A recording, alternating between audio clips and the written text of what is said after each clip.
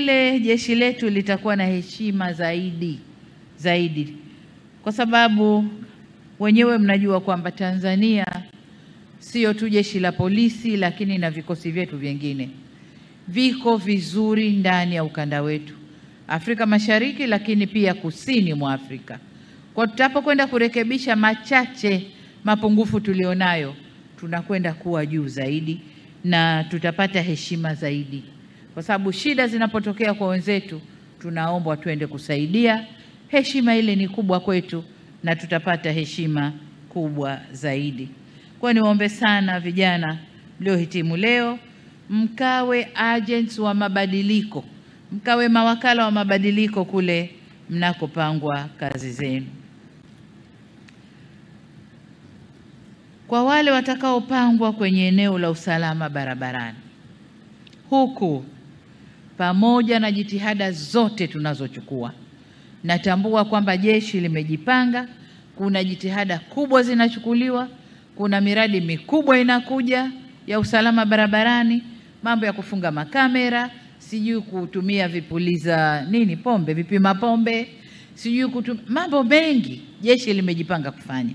Lakini bado mzimu wa ajali umetuandama sana.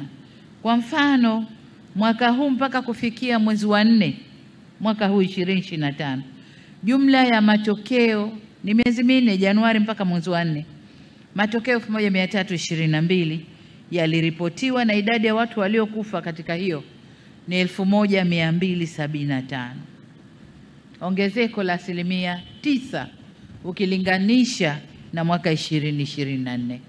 Kwa kila tunapochukua hatua ndipo ajali nazo zinaongezeka. Sasa hebu tulitizameni vizuri eneo hili. Kuna nini hasa? Kama ni barabara zetu, kama taifa tufunge mikaja upande mwingine, tutengeneze mabarabara yetu ili ajali zisitokee. Kama ni kufunga vifaa vya usalama barabarani, tufanye hivyo.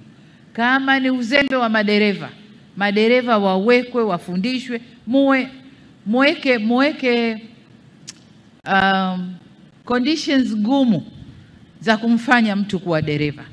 Najua kwa sasa hivi anayefanya ajali ya kwanza, ya pili, ya tatu ni kufutiwa leseni, kupunguziwa points kwenye leseni, lakini kuwe na vikwazo zaidi vya kumfanya mtu awe dereva na dereva makini.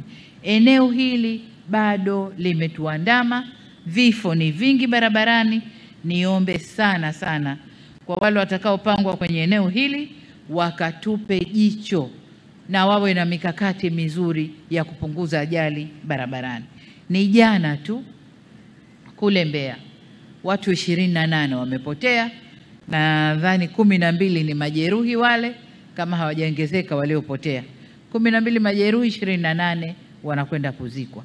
Kwa hiyo kwenye eneo hili niombe sana ndugu zangu wa Jeshi la Polisi, usalama barabarani, twendeni tukaweke usalama mzuri wa barabarani pamoja na hatua tunazochukua, lakini tuje na mikakati mingine mikubwa ya kuzuia ajali za barabarani. Ndugu IGP, ndugu maafisa wa